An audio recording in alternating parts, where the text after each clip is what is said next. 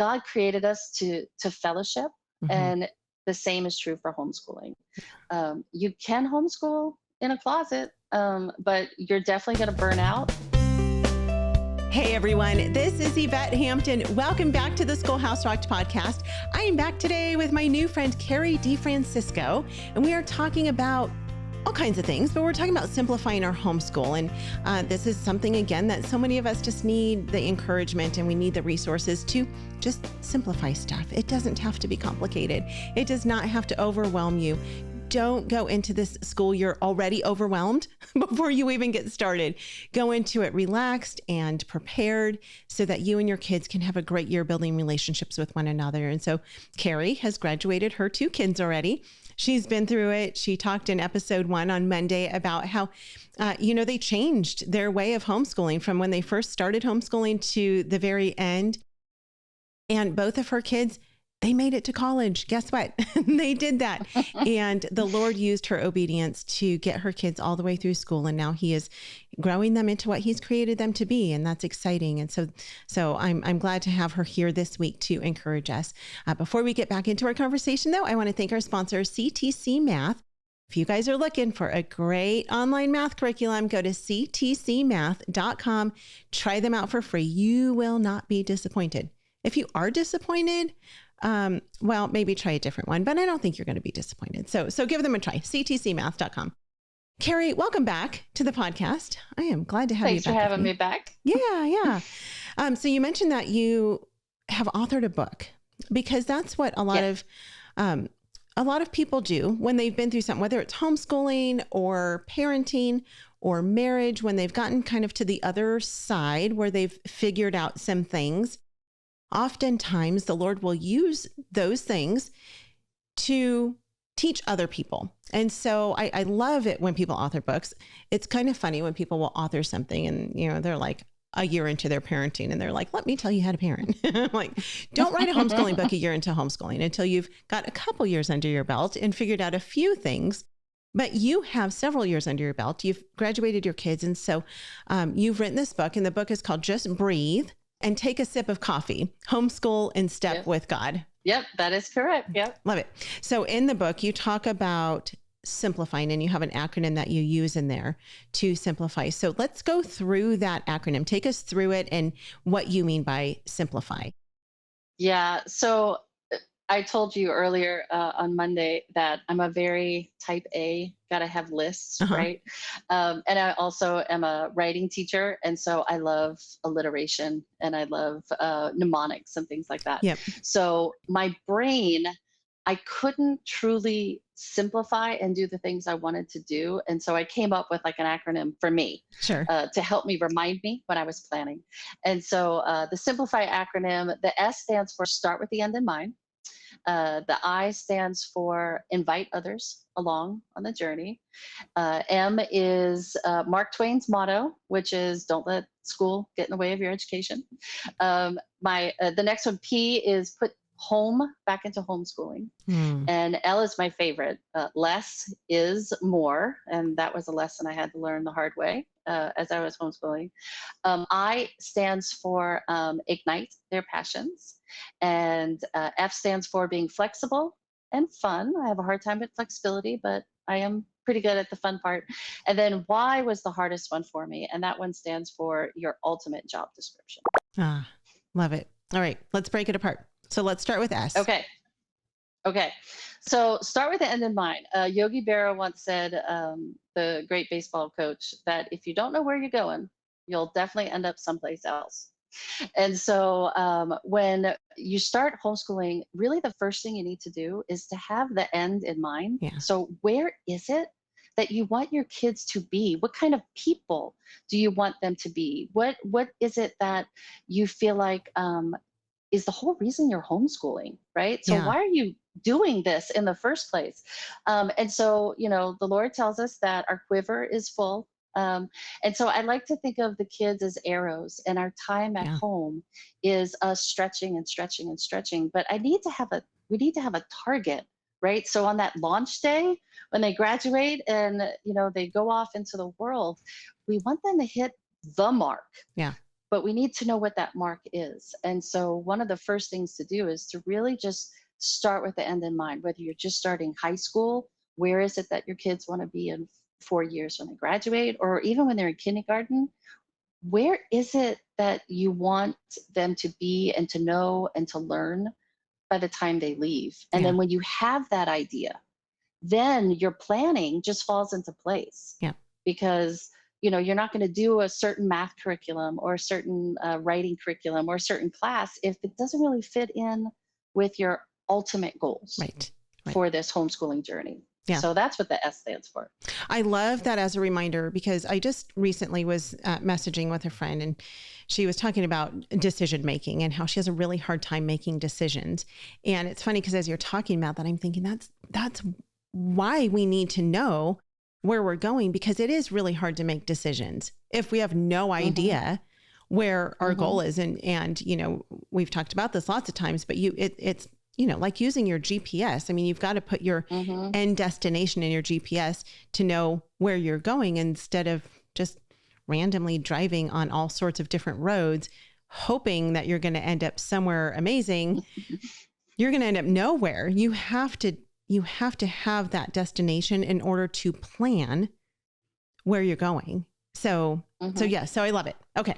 So that's S. Let's go to the I. And I also, real quick, but I also really think knowing your end plan comes in handy on those really bad days or those challenging seasons, right. because it helps you pare down all of the fluff to get back to what is your purpose, what is your main plan. So anyway. Yeah. It's knowing your why as well. You got to know your destination, but you have to know your why. Why are you doing this? Yeah, know your why. Yeah. What are you running to? What are you running from? Where are you going? Yep. We've got to know our why. So I stands for invite others along on the journey. You cannot do this homeschooling thing alone. Amen. We're not lone rangers. God didn't create us. Mary had her Martha, and David had his Jonathan, and Peter had his brother Andrew. God created us to fellowship, and the same is true for homeschooling. You can homeschool in a closet, but you're definitely going to burn out. You're not going to enjoy it. And there are just so many moms out there, mentor moms and moms like yourself who are still in the trenches. And then, moms that just have gifts and passions that I just loved going to Park Day. I always made that a priority because it could have been one of the worst days, one of the worst mornings. But we would go to Park Day, and sure enough, all I had to do was say, "Oh, you wouldn't believe what happened this morning." And moms would just be like, "Oh, so it's my kid used to do that too. And this is what we did. Try this," or don't worry about it. Or they would just pray. Yeah. They would just put hands on you and pray. And so, you don't have to be in a co-op. That's nice if, you're learning together with friends, but it's the whole idea of just inviting others along for the journey. And along that note, inviting your husband along on the journey, not doing it, all by yourself without him, inviting grandparents. I think they're the secret ingredient to homeschooling, that if you're blessed to have grandparents, you get them involved. And especially if they're not on board, because I found that, that was actually what changed my mother-in-law. She wasn't so thrilled about this homeschooling thing, but when she would make little comments about my kids' handwriting in their cursive, I told her, I said, "You know what, but your cursive is beautiful. Can they come over once a week and you teach them cursive?" Oh, wow. And that did it because she was able to spend time with them. She was able to start to see the fruits on her own. And so invite grandparents, invite mentors and people in your children's lives that can speak truth into them, especially when they get to middle school and high school, and coaches. And my son's coach, he would go to hitting. He got more life lessons during those those lessons than he did hitting lessons. And so it truly is important to invite people along on the journey, so you're not doing it by yourself. Yeah. And so important for our kids as well. And I know this is hard. Sometimes for those moms who are real introverts, because they're comfortable at home, and they're comfortable being home with just their kids in their quiet home, or maybe not so quiet home, but in the comfort of, their own walls. But our kids need to invite others into their world as well. They need that interaction with kids. We don't want our kids to become these weird, unsocialized homeschoolers. And that still does happen today. I mean, it's not the norm, but it does still happen. And oftentimes I think it's because moms, whether it's that they want to protect their kids from something, or, maybe they just don't think about it because it doesn't come naturally to them to put themselves out there. But our kids need to invite others along, be the person who opens up your home to your friend, your kids' friends, to your friends as well, but to your kids' friends, or to your co-ops, or to whoever, and make it a place that is inviting, and, invite people in.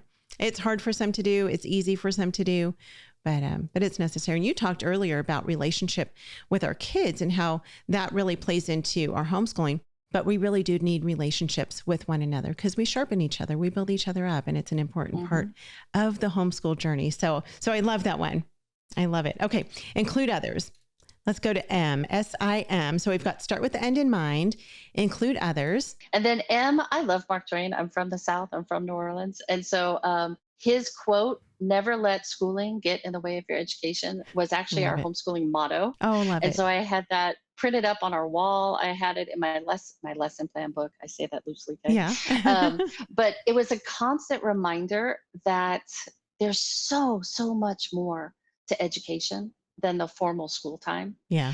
And me coming from a classroom background, I really had to remind myself that the formal lessons, the table time, the sitting down and actually doing whatever, that was this much. It was just the tip of the iceberg. Right.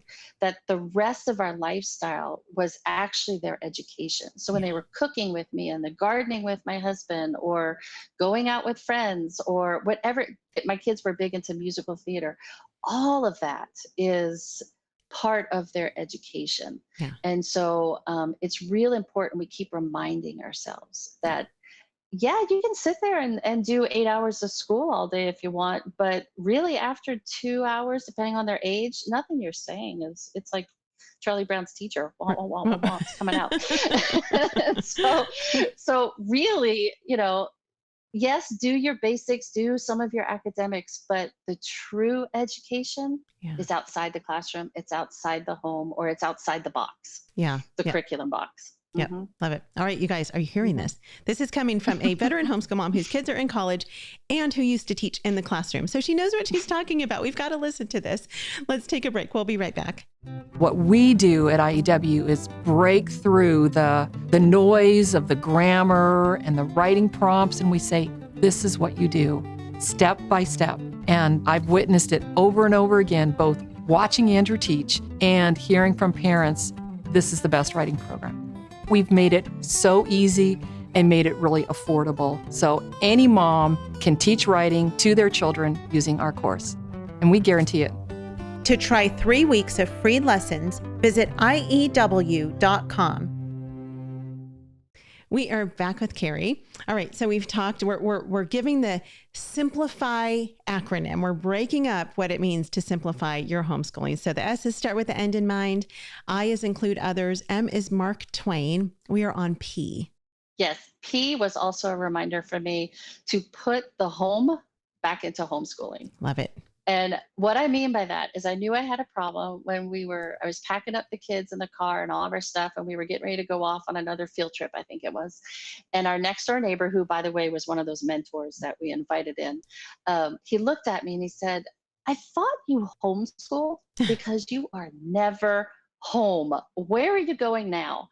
And I thought, I know he's kidding, but ouch, it's so true.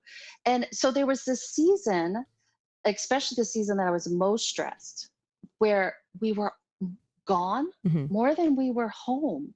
And we were doing more outside classes. And not that any of that stuff is bad. Sure. It's all good. It's all in moderation. And so, and sometimes there's seasons for that kind of stuff. But the idea that we're homeschooling. And so there is a time for us to be home, to learn as a family, to discuss and have conversations and to have meal times together. And that I needed to remind myself that, home is where God called us to be. And so I made a point of protecting our mornings, because at least in our family, that was when we learned best. That was our best time, was the morning time. And so I guarded our mornings, and I made sure that, if we were out, it was just one day a week, whether it was co-op classes or it was field trip or park day. And when the kids got older, we started making exceptions to that, because they just get busier and they need more friend time too. But the whole idea of you can't really homeschool if you're never home to learn together. Yeah. And so, interesting. So this is so interesting. When you said that at the beginning of this episode, you said that P was for put the home back in homeschooling. I was thinking that the direction you were going to go was taking care of the home and making that part of your homeschooling. Dishes, laundry, cleaning, dusting, vacuuming, all that stuff. And so I love that you went the complete opposite direction of that. Not the opposite direction, but you went a different direction of that. But they really, I guess, do go hand in hand, because if you're not home, you can't do those things. However, if you are home, then you're home more to mess those things up more, right? Yeah. And those things always came in with the M, the whole education. Like there's so much more to schooling than education. So the chores, the cooking, the cleaning. We didn't clean so much. We were more of an organized home, not a spotless home. Well, it's just going to get dirty again. So why waste your time, right? I'm just kidding. Pretty much. I had someone tell me once, this was years ago when my girls were really little. She said, I don't understand why your house is always a mess. You're home all day. And I was like, it's because I'm home all day. My house is always a mess. If we were gone all day, there would be no one here to mess it up, but we're home. And so it's messy all the time. And that's okay. So I love it. Okay. Put the home back in homeschooling. Okay. What's the next one? So we've got L is next. Yes. L stands for less is more. And it sounds like a paradox, but it's so true in the whole, and we talked about this on Monday about truly simplifying, that when you look at your day, not as what we have to get done, but what did we accomplish today? You totally feel like you nailed it at the end of each day when you look at it that way. But also the less is more, that the less you try and fit in your day, the more you're going to be able to accomplish in your math. So if you're not saying you have to do 2 chapters today, and it's just, we're going to do a lesson a day, or we're going to do so many problems a day, you have more time to actually dig into what you're doing.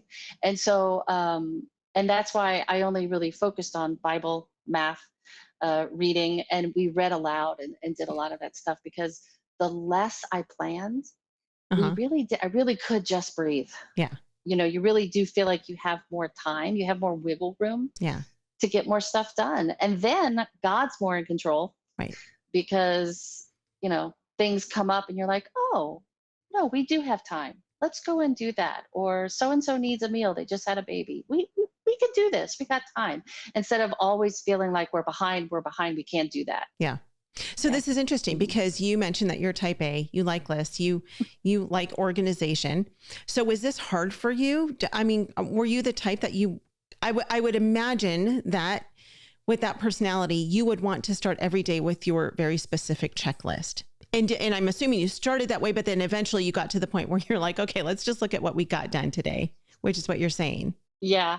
I was actually one of those people that if we did something or I did something and it wasn't on my to-do list, I wrote it on my to-do list. So you could check it off. Check it off. Yeah. So I felt like, that was originally on the plan. But I did come up with like a little graphic that I used. And in the middle, it says, today, did we? And then it says, did we read? Did we write? Did we solve some problems? Did we care for the home? Did we pray?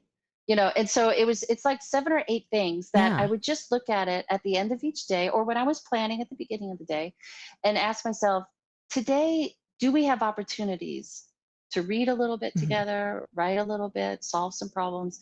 And when I looked at things that way, you certainly feel like you've accomplished more, but really you have. Yeah. Because you don't need to do 60 minutes of reading every day and 60 minutes of writing every day. You really don't. Sure. It gets overwhelming. Okay. These are great, but we're out of time. So we're going to come back tomorrow. We're going to complete this conversation, finish talking about the acronym SIMPLIFY and how this works into our homeschooling. So thank you so much, Carrie, for being with us again today. Tell us again really quickly where people can find out more about you. My website, coffeewithcarrie.org, and my podcast is Coffee with Carrie Homeschool Podcast, and my book is Just Breathe and Take a Sip of Coffee. Sounds great.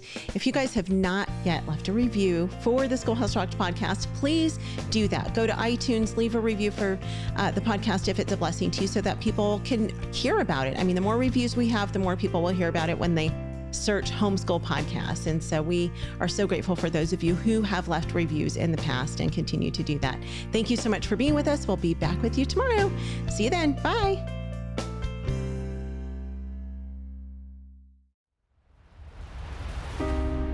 You're not inadequate. You are perfectly capable. I mean, what is it about a parent that when their child turns 5, all of a sudden the parent's no longer a viable option? Like, oh, you're done. Now it's the school's turn. I think the quality of education has steadily deteriorated in America. There is an agenda to steal our children. You feel inadequate because you've been taught by our school system that you're inadequate. We had no frame of reference for homeschooling other than it just seemed like torture. Like, why would a sane woman choose to be locked up with her kids for 18 years in a row when a school bus would come and take them away and give you like a 9-hour break every day?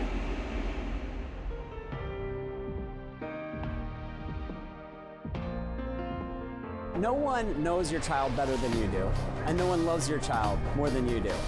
And homeschooling changes the game on everything. Homeschooling allows us to say to the child, what sort of life do you want? What sort of God-given dreams, talents, and abilities is he speaking into you? When we think about classroom education and we ask what makes for good education, almost every professional educator will say low student-teacher ratio, teachers who care, good methods, good curriculum.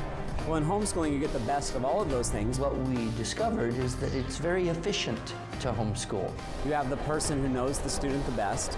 You have the ability to customize the curriculum around the student. You have a great student-teacher ratio. And I realized I am accomplishing with Sierra in 25 minutes to an hour every day what is taking the school system 8 hours a day, 5 days a week to accomplish with my older daughter.